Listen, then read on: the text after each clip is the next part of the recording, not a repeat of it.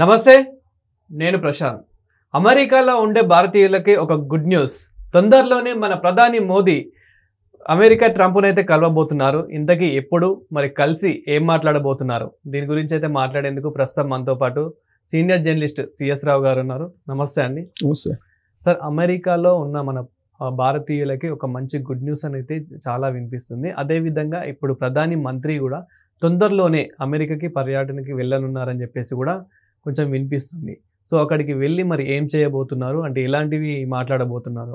ఇప్పుడు అమెరికాకి నరేంద్ర మోడీ గారు వెళ్ళబోతున్నారు. ఆ విషయాన్ని ఎవరు చెప్పారంటే, అమెరికా అధ్యక్షుడిగా బాధ్యతలు స్వీకరించినటువంటి ట్రంపే తన ట్రూత్ అనేటువంటి ఎక్స్ ఖాతాలో చెప్పాడు.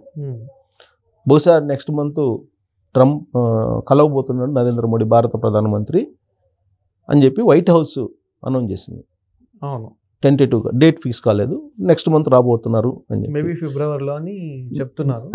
టెంటేటివ్గా అని చెప్తున్నారు.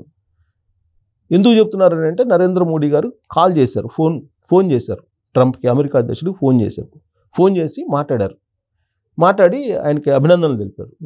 రెండోసారి ఆయన అమెరికా అధ్యక్షుడు అయినందుకు ఫోన్ చేసి మాట్లాడుకునేంత స్వతంత్రం వాళ్ళిద్దరి మధ్య ఉంది, సాన్నిహిత్యం ఉంది. ఎందుకనంటే ఆయన మొదటిసారి అమెరికా అధ్యక్షుడు అయినప్పుడు వెంటనే రెండోసారి కావడానికి ట్రంప్ అప్పట్లో ప్రయత్నం చేశారు. అమెరికా చట్టాల ప్రకారం ఎవరికైనా రెండుసార్లే అధ్యక్షుడిగా చేసేటువంటి అవకాశం లైఫ్లో.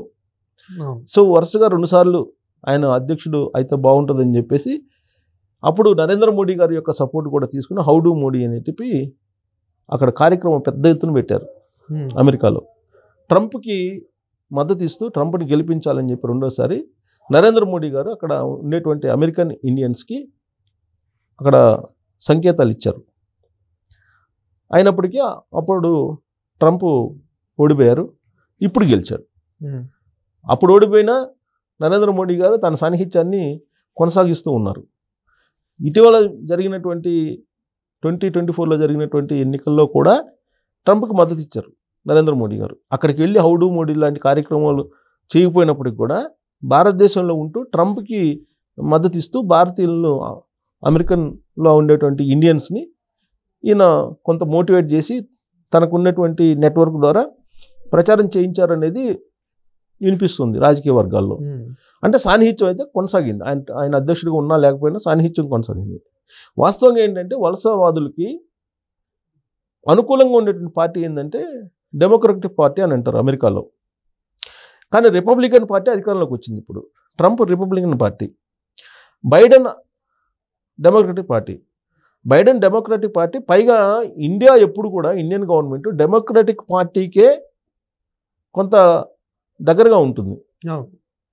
కానీ నరేంద్ర మోడీ గారు మాత్రం ఆడ డెమోక్రటిక్ పార్టీ లేకపోతే రిపబ్లికన్స్ అనేది పక్కన పెడితే, ట్రంప్ అమెరికా అధ్యక్షుడు కావాలని చెప్పి మొదటి నుంచి కోరుకునే లీడర్లో ఉన్నారు ఆయన.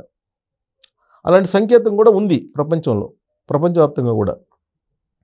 అందుకే చాలా సందర్భాల్లో రష్యా ఉక్రెయిన్ యుద్ధం ఆపేయాలంటే ట్రంప్ జోక్యం చేసుకోవాలని చెప్పి వినిపించింది.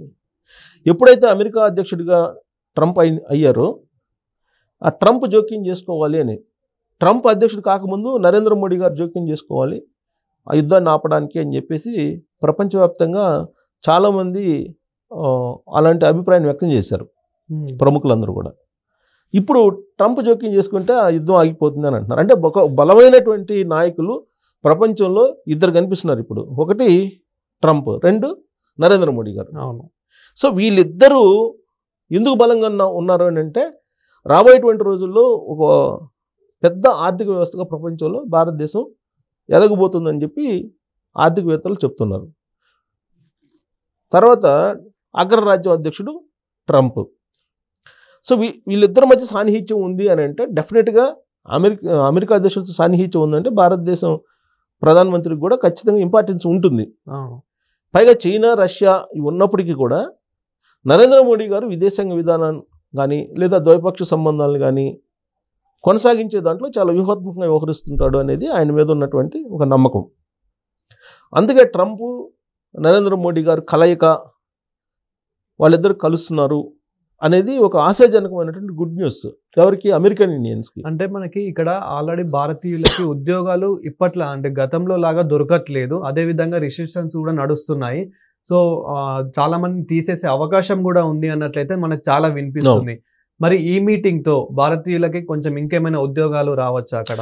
ఇప్పుడు అక్కడ ఉద్యోగాలు వస్తాయా, లేకపోతే అక్కడ పాలసీలు వాళ్ళని ఇబ్బంది పెడతాయా, వాళ్ళు ఆందోళనలో ఉన్నారు కాబట్టి ఇలాంటి ఆందోళన సమయంలో మన మనిషి, మన దేశానికి సంబంధించి ప్రధానమంత్రి వస్తున్నారంటే ఒక మనోధైర్యం అయితే వస్తుందిగా ఇండియన్స్కి. అందుకన్నా గుడ్ న్యూస్ ఏముంటుంది?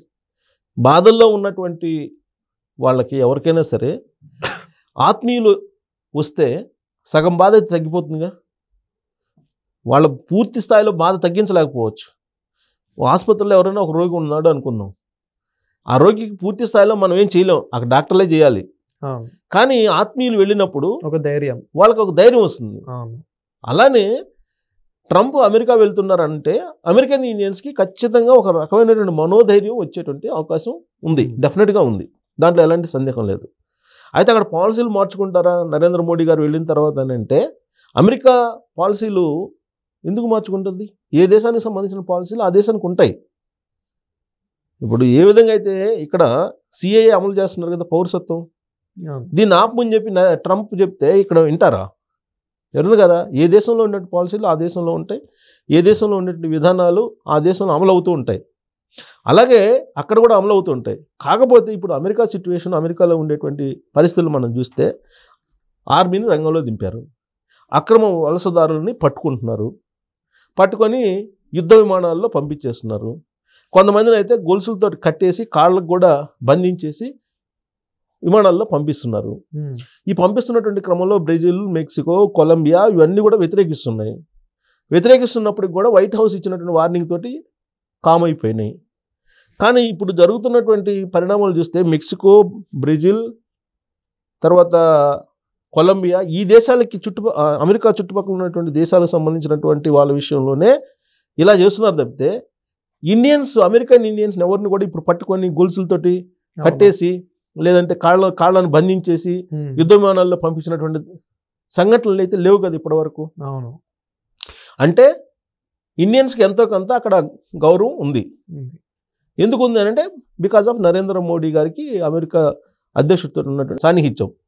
అయితే రాబోయేటువంటి రోజుల్లో నరేంద్ర మోడీ గారు వెళ్ళిన తర్వాత అక్కడ ఏదైనా వాళ్ళిద్దరి మధ్య ద్వైపాక్షిక సంబంధాలు లేదంటే ఇతరత్ర చర్చలు వచ్చినప్పుడు డెఫినెట్గా ఇప్పుడున్నటువంటి పరిస్థితుల్లో మిగిలినటువంటి దేశాల కంటే కూడా, అంటే రష్యా, చైనా, వీటన్నిటికంటే కూడా కెనడా, బ్రెజిల్, మెక్సికో, వీటన్నిటికంటే కూడా ఖచ్చితంగా ఇండియన్స్కి ప్రాధాన్యత ఇచ్చేలాగా నరేంద్ర మోడీ గారి యొక్క భేటీ ఉంటుందని చెప్పి మాత్రం చెప్పగలం, మనం చెప్పొచ్చు కూడా. ఎందుకంటే వాళ్ళిద్దరి మధ్య సాన్నిహిత్యం ఉంది, ఒకరికొకరికి అవగాహన ఉంది. ప్లస్ ఇండియా అనేది ఒక పెద్ద ప్రపంచ మార్కెట్ అనేది ఆయనకి తెలుసు. ట్రంప్ బేసికల్గా ఆయన బిజినెస్ మ్యాన్ కాబట్టి, సో ఇండియా అనేది ఒక పెద్ద బిజినెస్ హబ్గా చూస్తాడు ఆయన వరల్డ్ మొత్తం మీద. ఎందుకంటే ప్రపంచ జనాభాలో ఇక్కడ ఎక్కువ శాతం ఉన్నారు, చైనా తర్వాత మన దాంట్లోనే ఎక్కువ ఉన్నారు. కాబట్టి మన అవసరం ఆయనకుంది, ఆయన అవసరం మనకుంది. కాబట్టి అమెరికన్ ఇండియన్స్కి ఒక గుడ్ న్యూస్ అని చెప్పి చెప్పుకోవాలి. ఏది నరేంద్ర మోడీ గారు టూర్ కానీ, లేదంటే నరేంద్ర మోడీ గారు ఫోన్ చేసి ట్రంప్ తోటి మాట్లాడినటువంటి సిచ్యువేషన్ కానీ, ఇవన్నీ కూడా పాజిటివ్ సంకేతాలు అన్నారాయలకి అని చెప్పి మనం అనుకోవచ్చు.